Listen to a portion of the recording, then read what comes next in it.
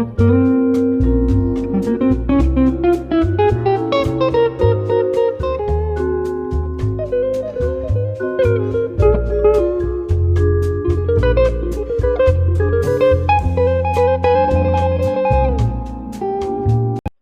up guys, welcome back to another video. It's your girl Mia Forex and I'm back again with another video. So it's currently 10th of February, 8:32 a.m. in the morning, and I just finished doing my forecast a while ago and saw some trade potentials, and I set some alerts and also some sell limits. And right now I'm going to be hitting the gym. Like I told you guys, I want to be visiting the gym when people aren't at the gym, okay? So I could actually intentionally and consciously do the things I want to do rather than following the flow of what every other person is doing there. And I'm working afternoon today, part-time job. So what we're just going to do is go over what I'm looking forward to in the market. I actually did my forecast for Euro USD and USDCHF yesterday and GBPUSD today. Let's just go over some of what I'm looking forward to in the market, and then we'll close up the chart and then hit the gym. Thank you guys so much for the previous support and encouragement and engagement you guys had on the video. Thank you so much guys.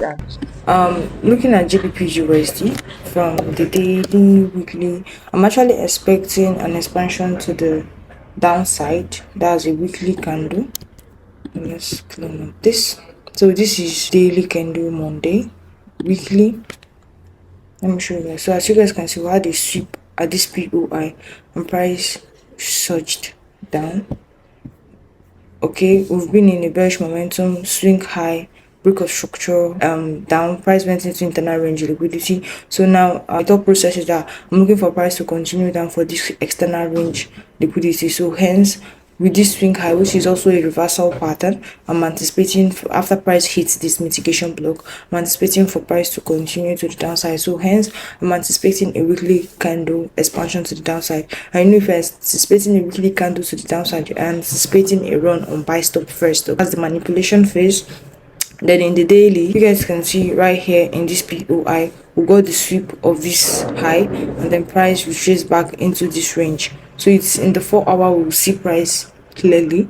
Okay, so in the 4 hour, right here, as you all can see right here, let me put it into my chart.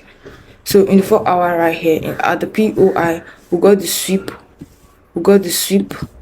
of these highs, okay, sweep of these highs, and then price displaced down, giving the setup in the 4 hour. Here we got a break in market structure, more like looking at this as a market maker buy model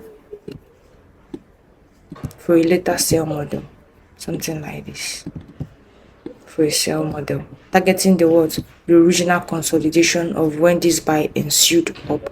Okay, so right now we got a sweep, we got a break in structure. So at this POI, which is the fair value gap of this retracement, is where we saw the setup in the 30 minutes. After the fair value gap, price displays down, but we'll see that in the 1 hour. So in the 1 hour, as you can see, we also have a relative equal low. Okay, so price engineered liquidity right here, and then in the 1 hour, price is still showing the setup, but what I treat my setup is in the 30 minutes and in the 15 minutes. So we have the 4 hour POI, which is the 4 hour fair value gap, and then in 1 hour I do mark out my weekly opening price, both the vertical and the horizontal. Then going down to the 30 minutes, let's just simply break down the setup and what I'm looking forward to in price. Inside the 4 hour POI, which is the fair value gap, we're looking for a sweep break, then a retracement to the 0.50 and the 0.618 level. So that's just my strategy. So right here we got this little consolidation, then we got an expansion up inside the POI, but price didn't break down. But after the little news we had on Friday, price swept the previous day high, which is the Thursday high, and then we got a break of this swing low here, which is this swing low is prior to this higher high. And after a break, then what I'm looking forward to is a retracement into this fair value gap and into this other block. That's where I had to set my entry using my FIB 2. So basically what I focus on when I'm using a FIB 2 is the 0.50 and the 0.618 level. So price retracing to the in between, that's where I'm looking to take the trade inside the PD array of the other block and also the fair value gap. So that's simply what I'm looking forward to in price. So let's just hit the gym. Today I'm going to be doing a little bit of upper body workout, and I'm going to be looking forward to look at some of these reseller she's a workout girl, so just look into what she's doing today and just follow through. Okay, that's just it. So sit back, relax, and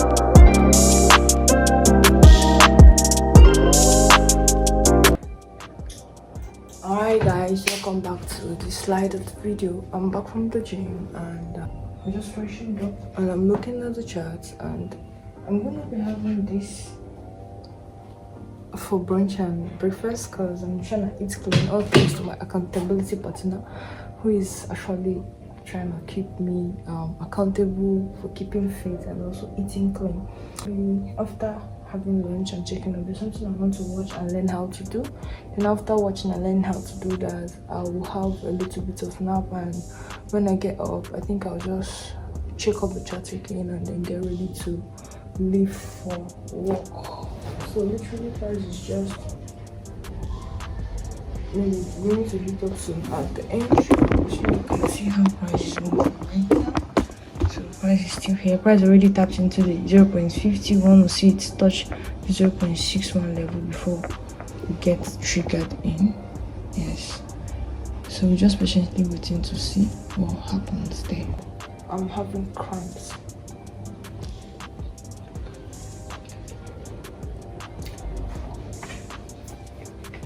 I'm going to have one boiled egg.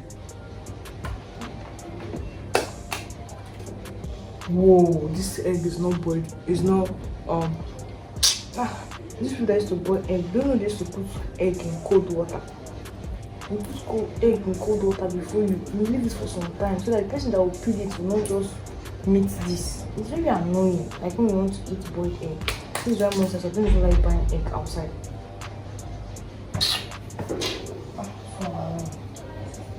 I'm missing the egg for me. That's not in the best meal. Oh wow, that's not in the best meal. Just how this egg just broke finish now.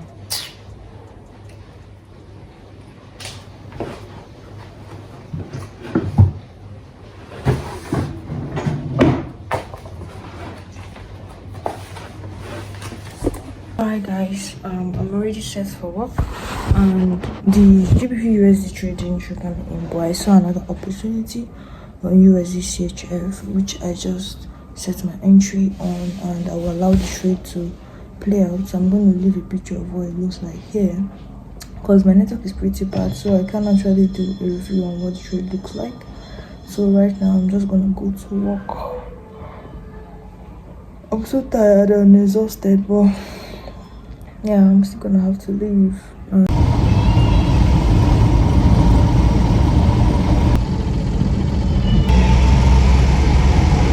As you guys can see, we hit CP on GBPUSD, but we didn't get that thing on where we wanted to enter. And as you can see, price already smashed TP.